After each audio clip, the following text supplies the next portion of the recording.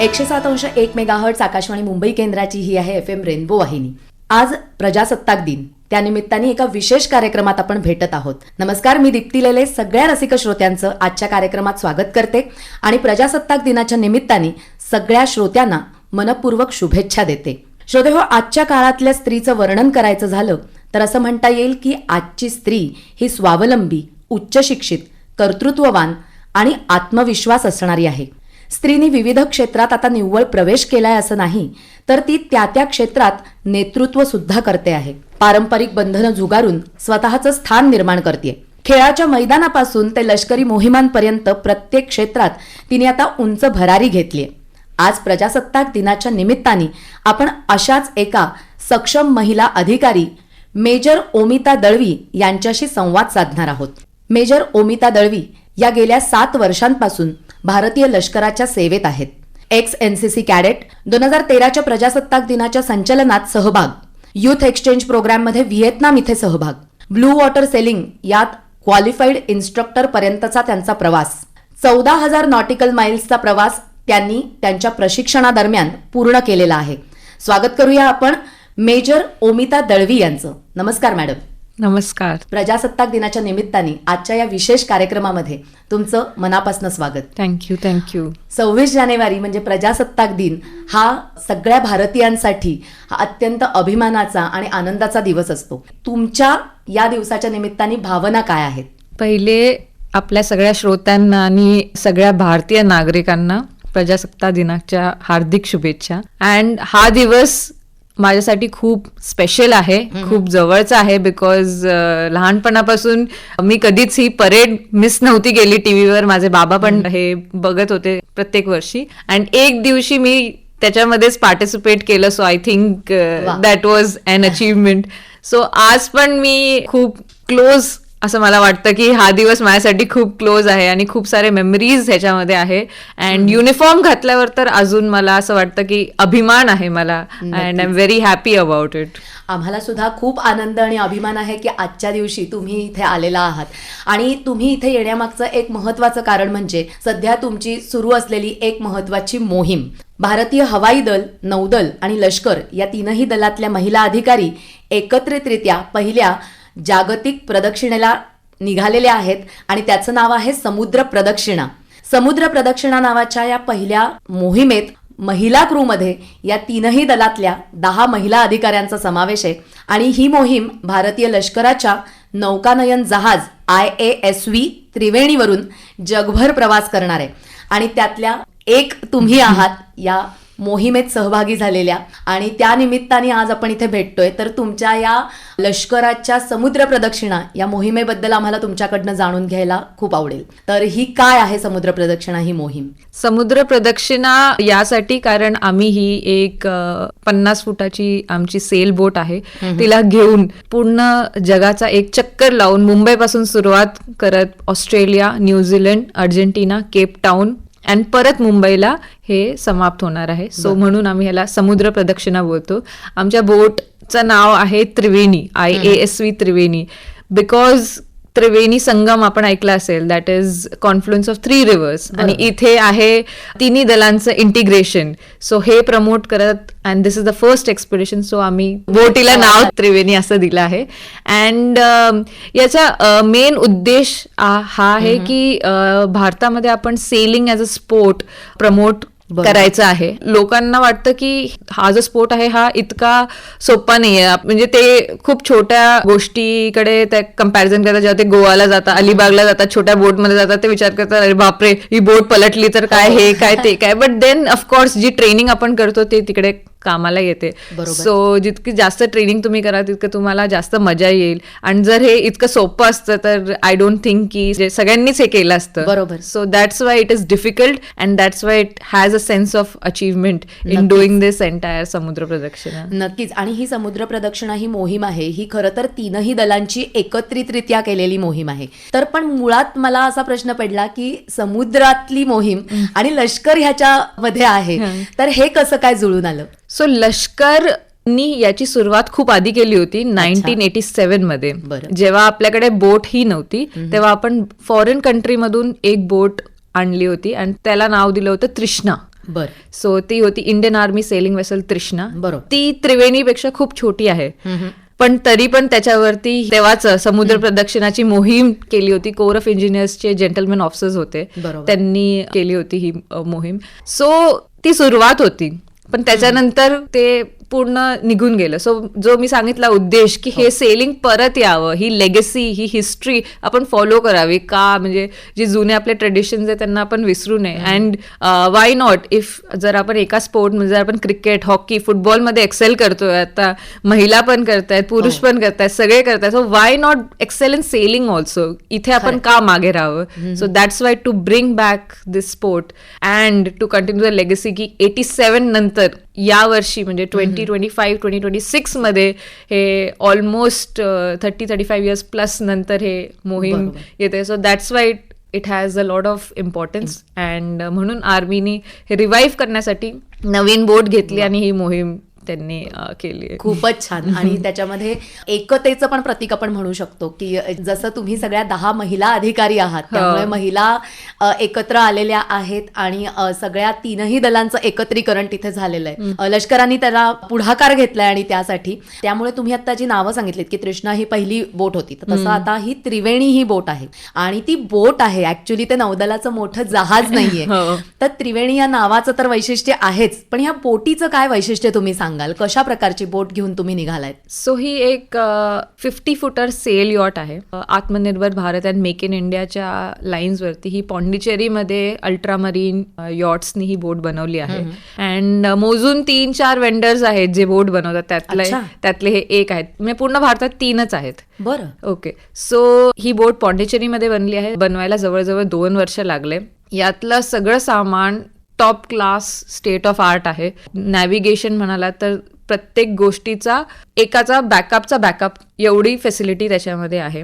Voice communication, data facility, डेटाचा speed थोडा कमी आहे, 512 kbps आहे, जो आजच्या युगामध्ये जो बिलकुलच काहीच नाहीये. But it is our survival की मी एक घरी व्हॉट्सअप मेसेज करू शकते की I am okay, I am fine, because त्यांना ऑफकोर्स चिंता असेल की मोबाईल बंद आहे. त्याच्याशिवाय सॅटेलाइट कम्युनिकेशन आहे, फोन आहे आणि GPS आहे, एक ट्रॅकिंग सिस्टम आहे, ऑटोमॅटेड इंटिग्रेटेड ट्रॅकिंग सिस्टम आहे. मोठी जी आमची सेल आहे ती आय थिंक 150 किलोची असेल आणि त्याच्याहून जी अजून एक बॅकअप जी आमची दुसरी सेल आहे ती 70 किलोची असेल. So that is our entire strength की आम्हाला आर्म स्ट्रेंथ बिल्ड करावी लागते. जेव्हा आम्हाला ती सेल वर करायची, खाली करायची, हवा वाढली तर आम्ही ती कमी करतो, त्याचा सेल एरिया कमी करतो, नाहीतर ती जास्त विंड हार्डनेस करेल. सो एकदम असे टेक्निकल गोष्टी खूप आहेत. बट ओव्हरऑल बोलू शकतो की त्रिवेणी इज अन अमेझिंग बोट. कारण मी तिला बघितलंय जेव्हा आमचा प्रवास होता तेव्हा ती ऍक्च्युली अशी 70 डिग्री इन्क्लिनेशन वरती चालत होती ऑलमोस्ट पाण्याच्या. अँड तेव्हा आम्ही घाबरत होतो की आता कुठला मोमेंट येईल, आणि वेव्स कंटिन्युअसली येत राहतात, ते वर खाली की कुठलासा मोमेंट येईल की आता आम्ही असं होऊ. But Triveni was very strong in the strongest weather. It has helped us, it has stood by us. So I think it's a beautiful boat. क्या बात आहे. खूपच छान ऐकायला हे म्हणजे सगळं खूप छान वाटतंय. पण तुम्ही आता जे वर्णन करताय ते भरपूर वेगवेगळी चॅलेंजेस तुम्हाला या प्रवासादरम्यान आली असतील. मुळात हा प्रवास कधी, कसा, कुठून सुरू झाला, जो सप्टेंबर महिन्यात मला वाटतं सुरू झालाय, तर कशा प्रकारे ही समुद्र प्रदक्षिणा सुरू झाली आणि कुठून त्याचा प्रवास कुठपर्यंत होणार आहे? सो समुद्र प्रदक्षिणाची सुरुवात 11 सप्टेंबरला झाली आपल्या गेटवे मधून कोलाबा.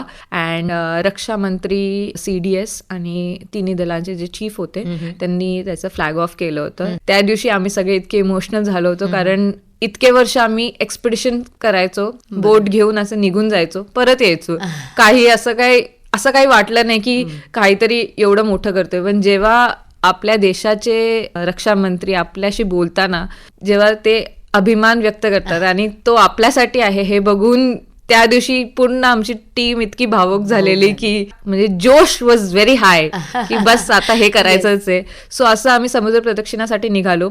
मुंबईवरून सुरुवात करून आम्ही पर्थ, फ्रीमॅन्टल, वेस्टर्न ऑस्ट्रेलियामध्ये आहे, तिथे होतो. फ्रीमॅन्टल मध्ये आमची बोट होती, राहत होतो आम्ही पर्थमध्ये. अँड तिथून बोट ऑस्ट्रेलियाला पोचली आय थिंक 29 ऑक्टोबरला. 29 ऑक्टोबरला 10 दिवस आम्ही तिथे थांबलो. Okay. We did our diplomatic visits वगैरे, त्यांच्या पार्लमेंटला व्हिजिट केलं, त्यांच्या डिफेन्स फोर्सेसला व्हिजिट केलं, त्यांचं यॉटिंग फॅसिलिटी बघितली. ओके. त्यांच्यासोबत रेस करायचा पण आमच्याकडे एक ऑपॉर्च्युनिटी होती, बट दुसऱ्या कमिटमेंट्समुळे ते झालं नाही. But I think it would have been really wonderful की त्यांच्यासोबत केलं. त्यांच्या स्कूल्स मध्ये विजिट केलं. बरं. त्यांचे सेलिंग क्लबचे मुलं आमच्या बोटवरती आले होते की अरे भारतामधून बोट आली आहे, ही कशी असेल, ही आमच्यापेक्षा कशी वेगळी असेल, याच्यापासून आपण काय शिकू शकतो. सो ते पण खूप इन्क्विजिटिव्ह होते, खूप प्रश्न विचारत होते की हे कसं, हे काय, तुम्ही कसे राहता, तुम्ही काय खाता, तुम्ही काय पिता, हे सगळं. म्हणजे overall it was a very good visit. And plus तिकडे जो इंडियन डायस्पोरा आहे त्यांनी आम्हाला खूप छान होस्ट केलं होतं. अँड दे वर also very happy and proud की आपल्या देशामधून कोणतरी असे आले आहेत. बरोबर. And they were very happy to see us. We were also very warm and touched by their reception. जे काही केलं होतं. सो ओव्हरऑल ऑस्ट्रेलियाचा एक्सपिरियन्स खूप चांगला होता. त्याच्यानंतर आम्ही 8 नोव्हेंबरला ऑस्ट्रेलियामधून निघालो अँड अराउंड 13 डिसेंबरला न्यूझीलंडला पोहोचलो. बरं. अँड 13 डिसेंबरला तिथे पण न्यूझीलंडमध्ये पण सेम ड्रिल होतं. तिथे तर एकदम ट्रेडिशनल होतं. त्यांचे वाइब्स जे होते ते एकदम ट्रायबल ट्रेडिशन्सला ते खूप धरून असतात. सो ते पण खूप चांगलं होतं. एक नवीन कल्चर बघायला, एक नवीन साईड बघायला. जसं ऑस्ट्रेलिया इज एकदम डेझर्ट, तिथून आम्ही न्यूझीलंडला गेलो जे एकदम माउंटेनियस आहे. So that was also good weather change. And मध्ये रफ वेदर तर आलाच ऑफकोर्स. आता करंटली बोट 3ऱ्या पार्टमध्ये आहे. सो न्यूझीलंड पासून अर्जेंटिनाला जाण्याच्या पार्टमध्ये आहे. तुम्ही जर मला विचाराल की बोट आता कुठे आहे एक्झॅक्टली, तर मी तुम्हाला सांगू नाही शकणार, कारण त्याच्या जवळ कुठलंही लँडमार्क नाहीये. अच्छा. न्यूझीलंड पासून पण ती आता लांब आलेली आहे. बरं. साऊथ अमेरिका पासून पण ती अजून लांबच आहे.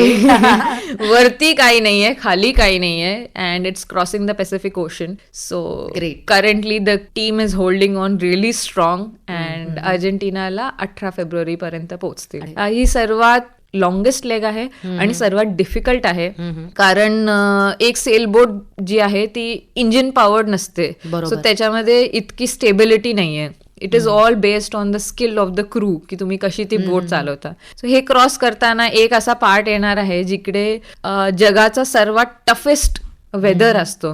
तिकडे 3 ओशन्सचं कॉन्फ्लुएन्स आहे. सो पूर्ण डिस्टर्बन्स असतं आणि हवा तिकडे खूपच जास्ती असते. तुम्ही ऐकलं असेल की चिलेमध्ये लोक ऍक्च्युअली दोरीला धरून चालतात, कारण तिकडे इतकी हवा चालते. ते लँडवर आहे. यू कॅन इमॅजिन की टिप वरती किती जास्त असेल. So it is going to be the most dangerous leg. So all prayers and blessings for Triveni that they successfully crossed the Drake's Passage. अत्यंत थरारक असा हा सगळा प्रवास आहे.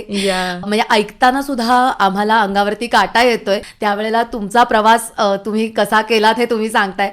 पण तुम्ही आत्ता जो मुंबई ते ऑस्ट्रेलिया प्रवास केलात, तर आता तुम्ही ऑस्ट्रेलियाहून परत आलात, तर तुम्ही 10 अधिकारी हे कशा प्रकारे म्हणजे इन आउट करताय का, कशा प्रकारे हा प्रवास चाललाय तुमचा? सो आमची 10 अधिकाऱ्यांची टीम आहे, बट एका पॉइंटला बोटची कपॅसिटी 6चीच आहे. ओके. सो 5 परमनंट मेंबर्स आहेत आणि एक रोटेशन वरती चेंज होत राहतं. सो असे जे 4 जण आहेत ते रोटेशन वरती चेंज होत राहतात. अच्छा. सो मी ऑस्ट्रेलियापर्यंत गेले. स्कॉन लीडर आरुवी न्यूझीलंडला गेली. आता नेक्स्ट स्कॉन लीडर वैशाली जाईल, त्याच्यानंतर मेजर प्राजक्ता जाईल केपटाऊन. असं आम्ही रोटेशन मध्ये करणार आहोत. बरोबर. तुम्ही आता जितक्या इझिली सांगितलं, पण अर्थातच हा प्रवास काही सोपा नव्हता. जवळजवळ 45 दिवस तुम्ही बोटीवरती होतात. तर हा जो प्रवास सुरू झाला, ज्या थरारक प्रवासाबद्दल तुम्ही आता पुढच्या प्रवासाबद्दल सांगताय, तर तुमचा अनुभव आम्हाला ऐकायला आवडेल की हे 45 दिवस तुमचे बोटीवरती कसे गेले. खूपच युनिक एक्सपिरियन्स आहे हा. कारण जे आपण लँडवरती करतो, खातो पितो झोपतो, आपलं काम करतो, एक्सरसाइज करतो, जे काय करतो, त्या सेम गोष्टी आपण बोटीवर करतो. But still the experience is different. की तुम्हाला आसपास कोणी दिसणार नाही. तुमचा दिवस कधी होईल, तुमचा रात्र कधी होईल, ते तुमच्या ड्युटीच्या शिफ्टवरती असेल. तुम्ही काय खाणार आहात, तुम्ही जे आहे तेच बनवून खाल. त्याच्यामध्ये आम्ही ऑफकोर्स थोडंफार राशन घेऊन जातो की कधी एकदमच चॉकलेट्स खा किंवा असं काहीतरी चटपटा खा, भेळ खा, ते आम्ही नक्की घेऊन जातो. सो वेगळा युनिक एक्सपिरियन्स आहे बोटवर राहण्याचा. अँड एक डिफरंट माइलस्टोन पण क्रॉस करायला मिळाला. जसं की आपण पहिले इंडियाच्या कोस्टलाईनच्या जवळ जोपर्यंत आम्ही होतो तेव्हा थोडासा असा दिलासा होता की हा आपण आपल्या देशाच्या जवळ आहोत. पण जसं आपण दूर जायला लागतो तेव्हा आपल्याला रिअलाइज व्हायला लागतं की हा आता आपण लांब इंडियाला मागे सोडलंय आणि आता ऑस्ट्रेलियाकडे चालतोय. मग मध्ये एक इक्वेटर येतं. इक्वेटर क्रॉस करणं म्हणजे जी आमची बोट आहे ती सेल बोट आहे, जी कम्प्लिटली हवाच्या माध्यमाने चालते. सो द स्किल इज की आपण हवा कशी हार्नेस करू शकतो, कारण हवाची दिशा तर आपण बदलू नाही शकत, पण ऑफकोर्स बोटचं जे काही सेल आहे त्याला चेंज करून पुढे जाऊ शकतो. So that is the skill actually and that is the sport, की हेच आम्ही शिकतो. 3 वर्ष आम्ही जी ट्रेनिंग केली ती याच्यावरच केली. सो इक्वेटर वरती एकदमच हवा बंद होऊन जाते. सो तुम्ही आता ते पार कसं करणार, तुमच्याकडे काही अजून काही माध्यम नाहीये. So that is the skill and that was another adventure, की एकदमच असे मोठे मोठे वेव्हज येत आहेत आणि मग ते एकदमच स्टिल होऊन जातात. यू डोंट नो की तुम्ही कसं त्याला पार करणार आहात. बट ऑफकोर्स आम्ही 3-4 दिवस तिथेच होतो इक्वेटर, आणि तिथून बाहेर पण पडायचंय, तिथे फसून नाही राहू शकत, बाहेर पुढे आपल्याला पोहोचायचंय आणि सगळं टाइम बाउंड आहे. सो बाहेर पण निघणं, that is also another thing. Equator क्रॉसिंगची एक सेरेमनी असते स्पेशल जी करतात, अँड त्याच्यामध्ये आम्ही वरुण देवताला आणि समुद्र देवताला थोडंसं काहीतरी अर्पण करतो आमच्या तर्फे, की आम्हाला सुरक्षित ठेव आणि हे कर. सो इट इज लाईक जसे आपण पूजा करतो तसे एक सेरेमनी असते इक्वेटर क्रॉसिंग, कारण it is like a life time achievement for a sailor to cross the equator. And कधी कधी आम्ही होली डिप पण घेतो पाण्यामध्ये, ऑफकोर्स हार्नेस वगैरे लावून, कारण करंट इज व्हेरी स्ट्रॉंग. हवा जरी नसली तरी करंट खूप स्ट्रॉंग असतो. So that is how we negotiate. And पुढे गेल्यावरती वेगळे वेगळे मरीन स्पीशीज पण बघायला मिळाले होते. मी तर प्रार्थना केली होती की मला एक वेल दिसावी, बट पूर्ण जो माझा 45 डेजचा प्रवास होता मी रोज बघायचे की एक तरी वेल दिसेल किंवा कुठला तरी असं दिसेल. बट देन आय रिअलाइज की लास्ट डेला आम्हाला 2 वेल्स दिसले. माझी इच्छा, ती पण इच्छा पूर्ण झाली. सो ओव्हरऑल माझ्यासाठी खूप चांगला एक्सपिरियन्स होता. हवा जी होती ती पण चांगली होती. पहिले 20 होती, मग वाढत गेली 30, मग वाढत गेली 40, मग वाढत गेली 50, म्हणजे असे वाढत. So we were growing more confident. Of course भीती तर वाटत होती, बट जेव्हा तो फेज निघून गेला तेव्हा नेक्स्ट टाइम आम्ही रेडी होतो की आता 40 केले, आता 50 येऊ दे. So it was giving us more confidence. Of course fear was there, but it was giving us more confidence. So I think ह्या पूर्ण युनिक एक्सपिरियन्स नंतर मी शांतताला एम्ब्रेस केलंय, माझं डाएट बेटर केलंय. हे सगळे जे एक्सपोजर मला मिळालं त्याच्यामुळे मी अजून कॉन्फिडंट झालीये. अँड मला एक वेगळा एक्सपोजर पण मिळालाय with all these milestones that has come along. खूपच छान. मॅडम, तुम्ही आम्हाला जे सगळा आता हा जो प्रवास सांगत आहात तर त्याच्यासाठी तुम्ही एक विशेष ट्रेनिंगही घेतलं. तुम्ही म्हणालात की तुम्ही 3 वर्ष जवळजवळ प्रशिक्षण घेत होतात. तर हा प्रशिक्षणादरम्यान तुम्हाला कसा अनुभव होता, काय प्रशिक्षणाचं स्वरूप होतं ते सगळ्या श्रोत्यांना सांगा. जे हे प्रशिक्षण सुरू झालं तर पहिले आम्हाला बेसिक कोर्ससाठी बोलवलं गेलं. तो आमचा कोर्स कम सिलेक्शन ट्रायल होतं, की तुम्ही शिका पण आणि तुमचं सिलेक्शन पण होईल. ज्यांचं ग्रेडिंग चांगलं आहे ते पुढे जातील. या मोहिमेसाठी स्पेसिफिक सिलेक्शन होतं ते. तसे हे आर्मी ॲडव्हेंचर विंग हे कोर्सेस प्रत्येक वर्षी करवतात. बेसिक, इंटरमिडिएट आणि advance blue water selling course हे आर्मी ॲडव्हेंचर विंगचे आहेत. बट यासोबत आमचं सिलेक्शन ट्रायल पण होतं. 40 महिला आलेल्या तिन्ही दलापासून, अँड एक होती जी एनलिस्टेड कॅटेगरी अदर रँक्स मधून पण एक आलेली, जी आसाम रायफल्सची होती. So it was very nice की इतकं पार्टिसिपेशन होतं. आर्मीमध्ये तसंही आमचं थोडी संख्या कमी आहे, तरी पण 40 लोक आले. So that was a lot, मोठी गोष्ट आहे. सो बेसिक नंतर आम्ही इंटरमिडिएट पर्यंत आलो, तिथे 28 लोक होते.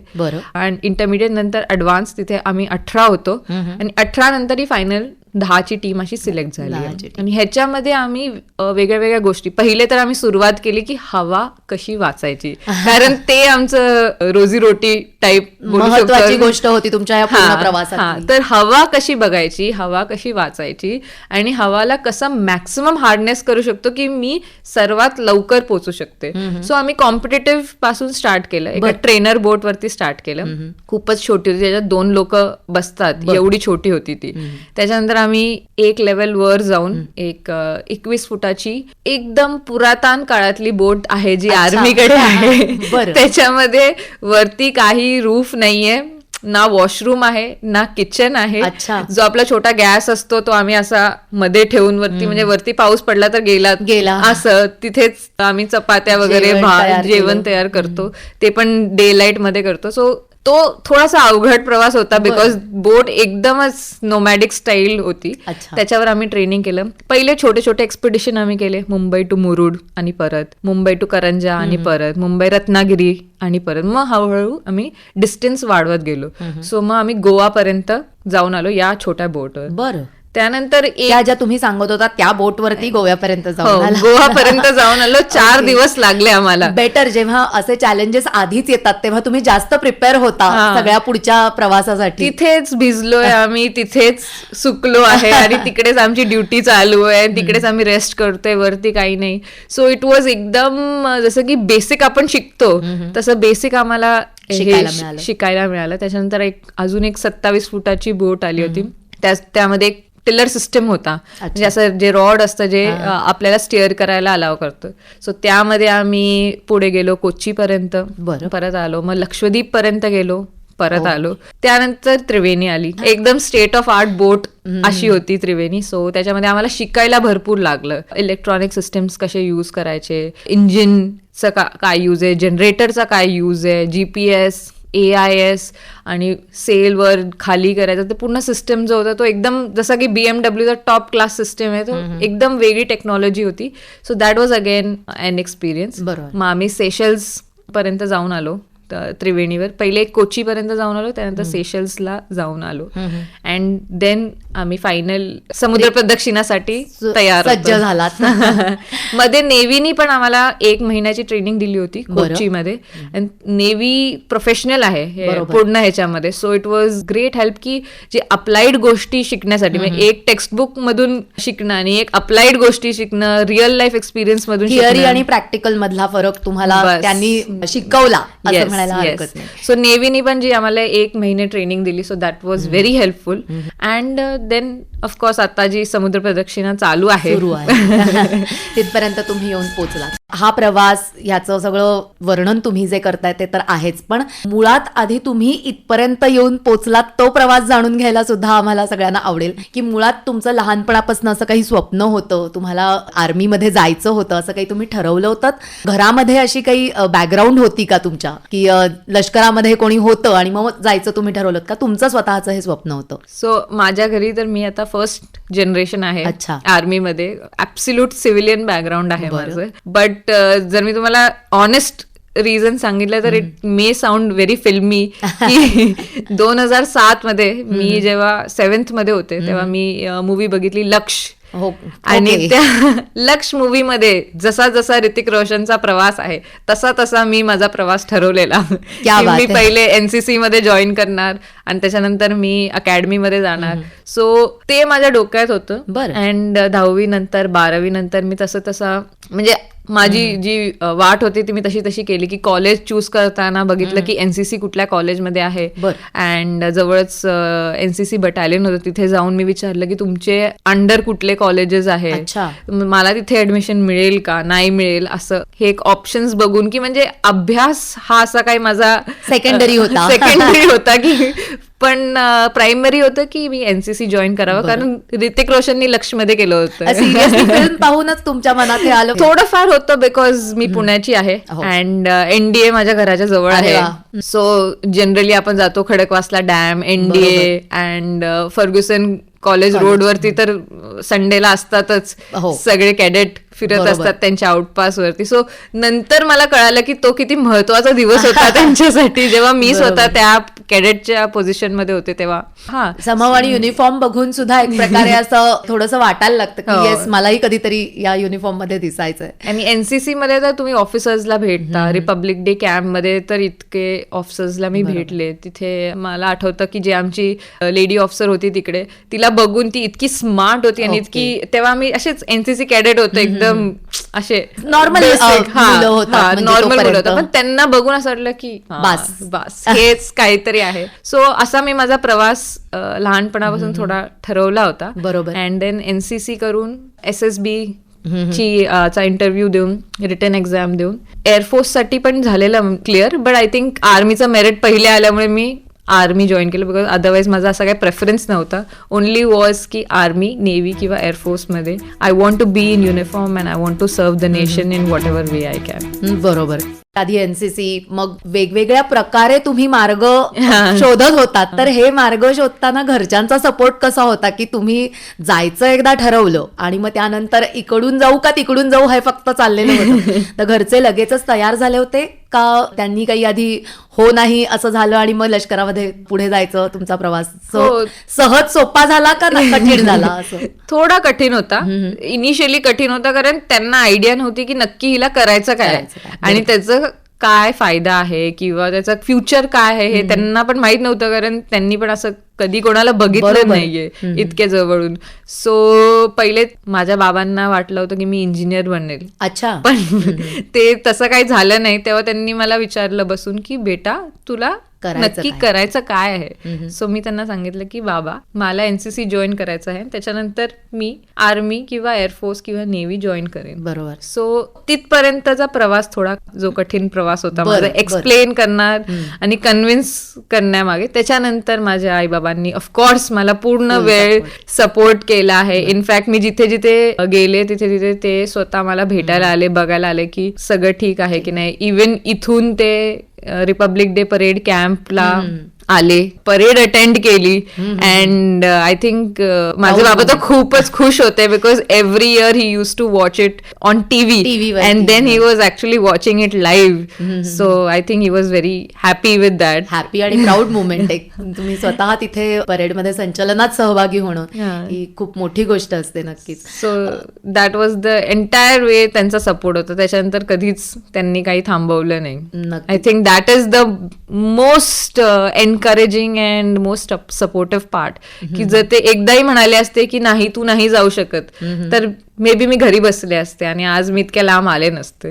बरोबर. तुम्ही जसं म्हणालात की तुम्ही एका नॉर्मल बॅकग्राऊंड तुमची होती, कोणीही आर्मीमध्ये किंवा कोणत्याही लष्करी कुठल्याही भारतीय सैन्य दलात कोणी नव्हतं कुठल्याही सेवेमध्ये. तर सामान्य माणूस हा नेहमीच एकाच दृष्टिकोनातनं विचार करत असतो आणि सगळ्या रूढी चौकटी परंपरांमध्ये आपण बसवतो, तर खास करून स्त्रियांना त्याच्यामध्ये कायम बसवलेलं असतं. पण ह्या सगळ्या साचेबद्ध विचारांना पार मागे टाकून आता तुम्ही वेगळी वाट जशी चोखाळली तशा इतरही अनेक जणी आहेत आपल्या आजूबाजूला आता हळूहळू दिसायला लागलेल्या आहेत. तर हा जो वाटेवरचा तुमचा प्रवास आहे की रूढी चौकटी परंपरा साचेबद्धता मोडून, तर याविषयी तुम्ही काय सांगाल? नक्कीच. म्हणजे मला असं वाटतं की जे एक आपल्या डोक्यात असतं, आता आमच्या बोटीवरचं एक्झाम्पल घ्या की तुम्ही जर एका प्लंबरला बोलवणार आहात तर तुम्ही कधी एक्सपेक्ट नाही करणार की एक लेडी असं कोणी प्लंबरचं काम करेल किंवा टेक्निकल काम करेल किंवा इलेक्ट्रॉनिकचं काम करेल, बिकॉज त्यांचं नेहमी जे योगदान असतं ते घरी असतं. किंवा जेवण बनवायला असेल तर तुम्ही विचार कराल की तिकडे कोणीतरी पुरुष नसेल.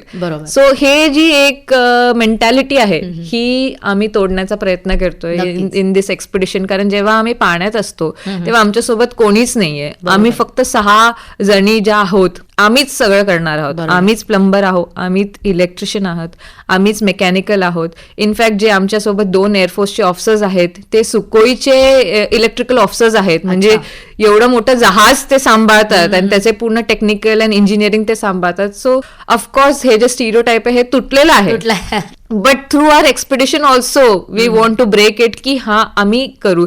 जर डीजी चालत नाहीये तर हो आमच्यापैकी एक जाऊन ते ठीक करणार आहेत. पुढे जर काही प्रॉब्लेम आला आणि मास्ट वरती जायचं असेल तर तो पण आमच्यापैकी एकच जाणार आहे. सो असं जे काही स्ट्रेंथ आहे, जे काही टेक्निकल काम आहे, हे सगळ्यामध्ये जे मेल स्टिरियोटाइप्स हे तोडण्याचा प्रयत्न हा आमचा आहे. अँड जेव्हा एक स्त्री एवढे समुद्र पार करून आणि एवढे कठीण वेदरची परिस्थिती पार करून जेव्हा जाईल आणि हे एक्सपिडिशन पूर्ण होईल, तेव्हा आय थिंक या सगळ्या जे स्टिरियोटाइप्स आहेत नक्कीच क्रॅश होऊन तुटून जातील. ते ऑलरेडी तुम्ही आता मागे टाकलेले आहेत म्हटलं तसं. आणि आपल्याकडे पूर्वीपासून बऱ्याच गोष्टी अशा की ह्या पुरुषांनी करायच्या गोष्टी ह्या स्त्रियांनी, हे जॉब्स ठरलेले होते वेगवेगळे. पण आता मात्र हल्ली प्रत्येकच ठिकाणी त्याला चॅलेंज दिला जातोय. आणि स्त्रिया सुरुवातीलाच मी म्हटलं तसं की इतक्या वेगवेगळ्या क्षेत्रामध्ये, म्हणजे खेळाचं मैदान असो जिथे विश्वचषक त्यांनी मिळवला, तिथपासून लष्करी मोहिमांपर्यंत, ऑपरेशन सिंदूर सारख्या वेळेला सुद्धा आपण बघितलं जेव्हा त्यांनी आपल्याला टीव्हीवरनं ह्या सगळ्या गोष्टी सांगितल्या, तर त्या इतकी प्राऊड मुवमेंट होती सगळ्यांसाठी. तर तो बघताना तुमची प्रतिक्रिया त्याच्याविषयी काय होती? ऑफकोर्स नॉट टू से की जेंडर इक्वालिटीसाठी ही काही म्हणजे फाईट आहे किंवा असं काही आहे, but it is just that we are standing shoulder to shoulder and की आम्ही पण सेम असं काम करू शकतो. And the main idea is की आता तुम्ही बघाल की आर्मीमध्ये सुद्धा जी माझी कोर्समेट आहे major Abhilasha Barak, she is the first helicopter pilot in combat. So इथे आपली सुरुवात झालेली आहे. एनडीए बघाल तुम्ही, तिकडे आधी फक्त जेंटलमॅन कॅडेट्स होते, आता there are lady cadets also. So it is just about giving equal opportunity to you. So मी माझ्या मेरिटने डिसाईड करेन की मी किती चांगली आहे. इथे हा प्रश्नच नाही की कोण वरती आहे कोण खाली आहे. इट इज द अपॉर्च्युनिटी की मला ती अपॉर्च्युनिटी जेव्हा मिळेल तेव्हा मी माझ्या मेरिटने डिसाईड करेन की मी किती चांगली आहे किंवा मी किती वाईट आहे. अँड ऑफकोर्स सगळ्यांना इक्वल अपॉर्च्युनिटी मिळायला पाहिजे. So that is it shouldn't be gender specific. Even mount Everest जे आहे ते आतापर्यंत 100 किंवा 800-900 लोकांनी ते स्केल केलं असेल, पण त्यामध्ये महिला किती होत्या? हार्डली किती महिला होत्या. So it is about how much this opportunity is for you and what you make the most of it. नक्कीच. अजून पुढच्या पिढीतल्या आहेत, म्हणजे आता आपली नवीन वाट ज्यांना निर्माण करायचे, या वाटेवरनं चालायचंय, त्या मुलींसाठी आणि अर्थात मुलांसाठी जसं आपण म्हटलं तसं, जर ह्या वाटेवरनं त्यांना जायचं असेल तर तुम्ही त्यांना काय सांगाल? मला असं वाटतं की एक कोट आहे जो मी नेहमी लक्षात ठेवते, don't stop until you are proud. So तुम्ही तोपर्यंत नाही थांबायचे जोपर्यंत तुम्हाला असं वाटत नाही की मला माझ्यावरती अभिमान आहे. Because you can cheat everyone else but you can not cheat your own self. So you have to be proud of your own self and you have to work hard towards it. And if you really want to join the defense forces, I think खूप साऱ्या opportunities आहेत. आजकाल open source पण खूप available आहेत. जर कोणी actually serious असेल या जॉबसाठी, so they should try and find out. जसं मी माझा एक्झाम्पल देईल की मी पहिले जी सुरुवात केली तर ती सीडीएस एक्झाम देऊन पण गेले असते, पण माझ्या सीडीएस एक्झाम मध्ये जर मी नसते झाले क्लिअर तर माझा बॅकअप काय होता, म्हणून मी एनसीसी जॉईन केली. So NCC entry was another thing की ही एंट्री नाही तर दुसऱ्या एंट्री मधून मी जाईन. आता हे ग्रॅज्युएशनच्या नंतरचं असतं. सो हे पण जर झालं नाही सपोजिंग आणि माझं एज निघून गेलं तर मी काय करणार? So I chose a master's program, Masters in Atmospheric and Space Science, Indian Institute of Tropical Meteorology, Pune मधून, जे IMD शी रिलेटेड आहे. And that recruits officers in the Met Department, Air Force साठी. अच्छा. So that is also another opportunity. So जितकं तुम्ही वाचाल open source वरती सगळी इन्फॉर्मेशन आहे. सो तुमच्या आवडीनिवडी बघून तुम्ही डिसाईड करू शकता की तुम्ही काय चूज करणार, कुठला रस्ता तुमच्यासाठी आहे. तुम्ही कसा अभ्यास करून करू शकता, एनसीसी करून करू शकता, मास्टर्स केल्यावरती करू शकता, डिरेक्ट एंट्री आहे. सो त्याच्यामध्ये रिटन एक्झाम वगैरे काही नाही, डायरेक्ट इंटरव्ह्यू आहे. सो कोस्टगार्डची एक्झाम्स आहेत, इंडियन नेव्हीच्या एक्झाम्स आहेत, एअरफोर्सची ॲफकॅट एक्झाम आहे, एअरफोर्सचा पायलट बनायचं असेल तर पीएबीटीची एक्झाम आहे. या सगळ्या एक्झाम्सचं एकदा ओरिएंटेशन मिळालं तर त्याच्याबद्दल तुम्ही अजून अजून वाचत अजून माहिती काढू शकता. हे बेसिक जे आहे की आपल्याला माहित असायला पाहिजे की माझ्या वयाच्या हिशोबाने ही एंट्री रस्ते माझ्यासाठी ओपन आहेत. सो मी त्याच्याप्रमाणे तयारी करेन आणि नंतर त्याचा पण एक बॅकअप काय असू शकतो हे पण नेहमी तयार असायला पाहिजे. कारण जी सिलेक्शन प्रोसिजर आहे आर्म फोर्सेससाठी ते खूप डिफिकल्ट आहे. इनफॅक्ट महिलांसाठी तर मी सांगेन की एनसीसी एंट्रीमध्ये 12 लाख एनसीसी कॅडेट आहेत आज इंडियामध्ये. त्याच्यामध्ये तुमच्या स्टेटमध्ये असतील 3-4 लाख आणि त्याच्यामध्ये जे सिलेक्ट होतात फायनल इंटरव्ह्यू मध्ये ते जवळजवळ 60 मुली असतात, फक्त 60. आणि मेरिट येते फक्त 3. So it is very difficult to make it to that position because तेवढी वेकन्सी पण नाहीये. मुलींसाठी तर of course it is very difficult.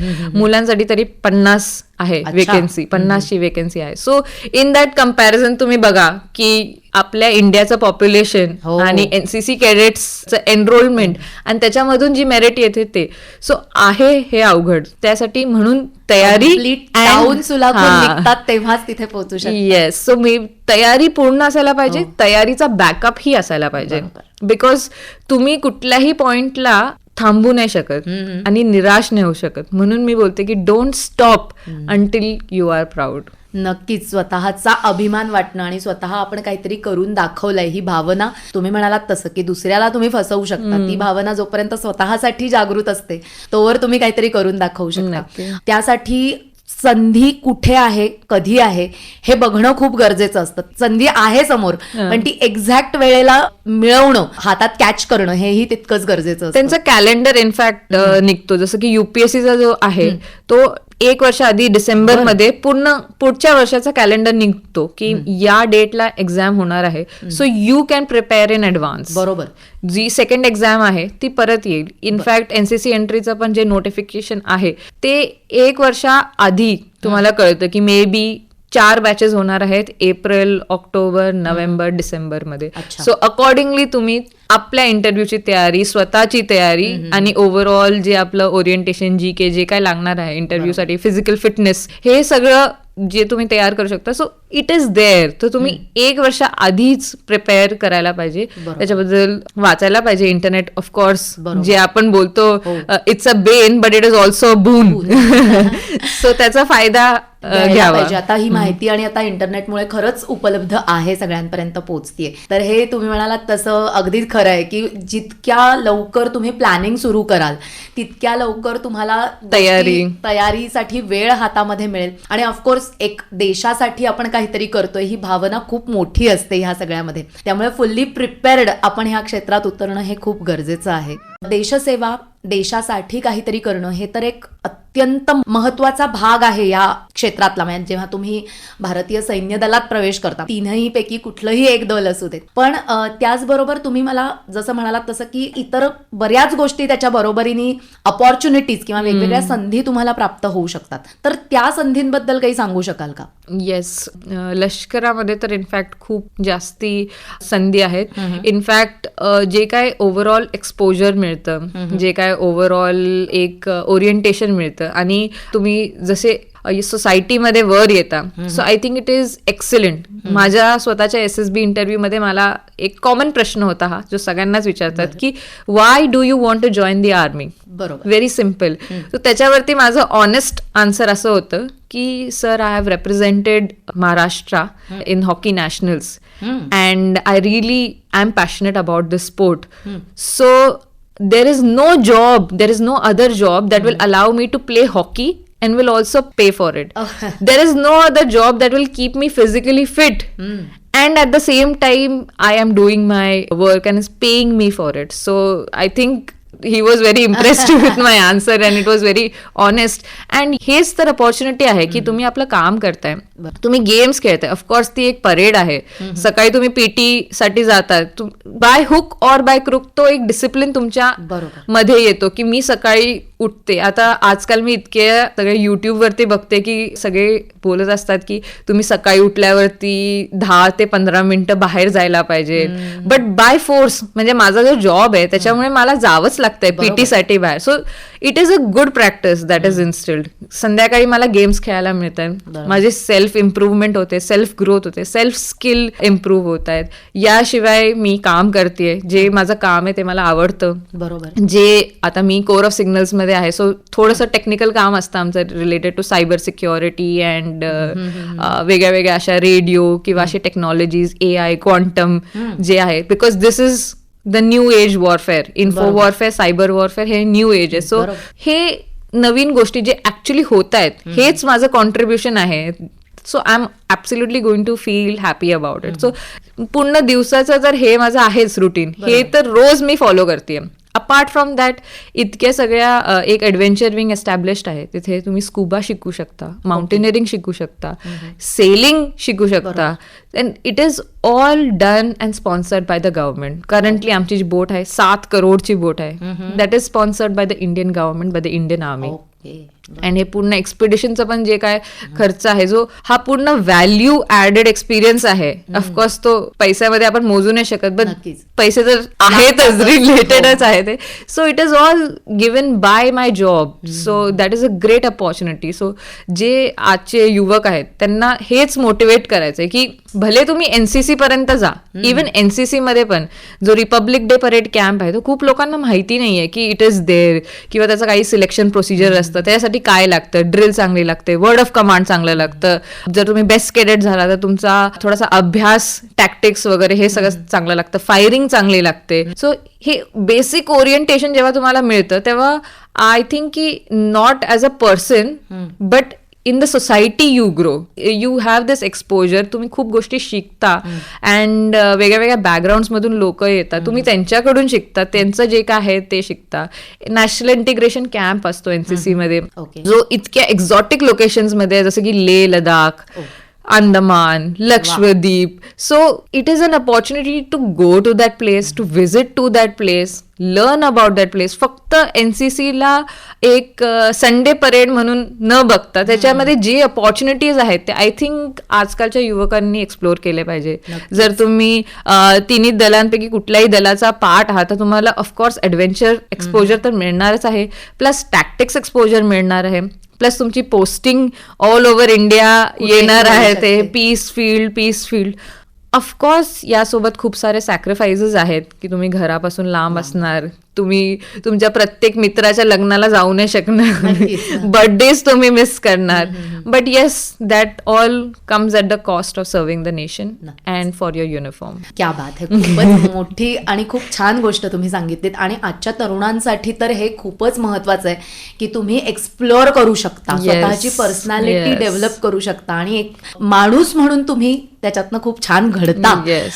आणि ऑफकोर्स देशासाठी तर तुम्ही दॅट इज युअर कॉन्ट्रीब्युशन आहे. जाता जाता तुम्हाला असं विचारायचंय की सध्याच्या काळामध्ये नारी शक्ती, वुमेन एम्पॉवरमेंट बद्दल खूप बोलत असतो, तर या सगळ्याकडे तुमची आत्ताची समुद्र प्रदक्षिणा ही मोहीम आहे ज्याच्यामध्ये 10 महिला अधिकारी आहेत, त्या सगळ्याकडे, किंवा तुमचं आता लष्करी सेवेमध्ये सुद्धा गेली 7 वर्ष तुम्ही आहात, तर ह्या सगळ्याकडे तुम्ही कशा प्रकारे बघता? I think women empowerment is in the sense of opportunity. जसं मी बोलले होते की it is not gender specific. He opportunity जर जेंटलमॅन ऑफिसर्सला दिली असती तर नक्कीच त्यांनी पण ह्याच्यामध्ये एक्सेल केलं असतं. But because it was already done, so एक नवीन अपॉर्च्युनिटी देण्यासाठी आहे. बिकॉज हा एक ग्लोबल अटेम्प्टमध्ये फर्स्ट टाइम होणार आहे, फर्स्ट वर्ल्ड रेकॉर्ड होणार आहे की ट्राय सर्व्हिसेसचे वुमेन ऑफिसर्स एकत्र येऊन हे जे काही मिशन आहे ते करणार आहेत. So to give the opportunity and to make the most of it. So I think ते ऍक्च्युअली एम्पॉवरमेंट आहे की मी तुम्हाला चान्स देते आणि then you make the most of it, then I am definitely empowered by this. And about Nari Shakti, I think it is endless. We all know की आपल्यामध्ये किती पॉवर आहे आणि किती शक्ती आहे, जस्ट दॅट आपण त्याला एक्सप्लोर नाही करत. So when you get such an opportunity, जसं मी तुम्हाला सांगितलं की पहिले 10 नॉटची हवा आली तेव्हा आम्ही मॅनेज केलं, भीती वाटली, 20ची आली, परत मॅनेज केलं, परत भीती वाटली, 30 आली, 40 आली, 50 आली. या प्रत्येक ह्याच्यामध्ये आम्हाला भीती जरूर वाटली, पण ह्याच्यानंतर all the more we were strong and we were more confident. So don't get scared. I think that is what I want to tell, ki don't be scared or don't be sad. Just do it. It will only tell you that push your limit. It will only tell you ki how far you can go and how strong you are. So Nari Shakti, I think that is the power. That is actually the power that you can push beyond your limits and be more strong. क्या बात है. याच नोटवरती इथे आपण थांबूया. आज प्रजासत्ताक दिनाच्या निमित्ताने तुम्ही इथे स्टुडिओमध्ये आलात आणि आमच्या सगळ्या श्रोत्यांशी आमच्याशी संवाद साधलात आणि अत्यंत अभिमान वाटेल आम्हाला आणि खूप आनंद वाटेल अशा प्रकारे तुमचं हे समुद्र प्रदक्षिणा मोहीमही सुरू आहे. आणि एकूणच तुम्ही जे वुमन एम्पॉवरमेंट असेल किंवा अपॉर्च्युनिटीज असतील, संधी असतील, या सगळ्याबद्दल अतिशय मोकळेपणाने आम्हाला खूप छान तऱ्हेने साध्या सोप्या भाषेत सांगितलं, त्याबद्दल मनपूर्वक धन्यवाद. Thank you very much. अँड माझा हाच एम आहे की जे ऍक्च्युअल मध्ये जो काय मेसेज आहे तो आपल्या श्रोत्यांपर्यंत गेला पाहिजे. आणि जर मी एकाही व्यक्तीच्या लाईफमध्ये चेंज आणू शकले then I think I have done well. नक्कीच, मनापासून धन्यवाद. थँक्यू. श्रोते हो, सुरुवातीलाच मी म्हटलं होतं तसं की आजची स्त्री ही थोडक्यात सांगायचं झालं तर सशक्त, सक्षम आणि प्रगतिशील असून ती समाजाच्या प्रत्येक स्तरावर सकारात्मक बदल घडवून आणते. असाच सकारात्मक विचार आपल्याला आज दिला तो मेजर ओमिता दळवी यांनी. या प्रजासत्ताक दिनाच्या निमित्ताने विशेष कार्यक्रमात त्या आपल्याशी संवाद साधत होत्या. या कार्यक्रमासाठी निर्मिती सहाय्य केलं होतं चेतना झांजे यांनी. सादरकर्ते दीपक केसावलेकर यांच्यासह मी दीप्ती लेले आपला निरोप घेते आणि पुन्हा एकदा सर्वांना प्रजासत्ताक दिनाच्या निमित्ताने शुभेच्छा. धन्यवाद.